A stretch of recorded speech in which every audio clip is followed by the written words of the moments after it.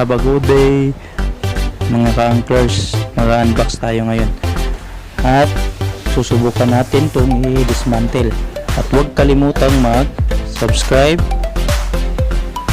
at mag-like at paki-hit na rin notification bell para updated kayo sa mga video natin mga ka-anklers. At tara na at ating sisimulan.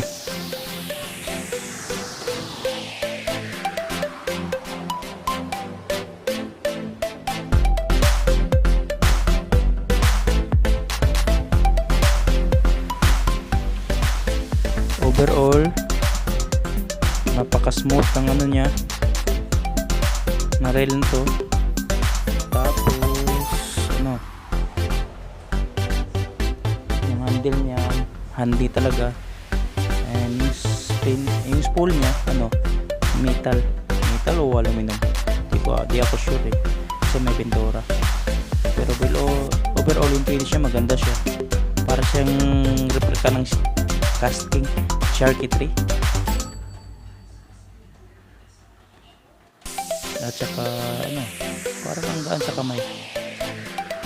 Tara na, baklasin na natin to at i-dismantle kung ano ba talaga ang loob, para makita din ninyo kung gaano to katibay.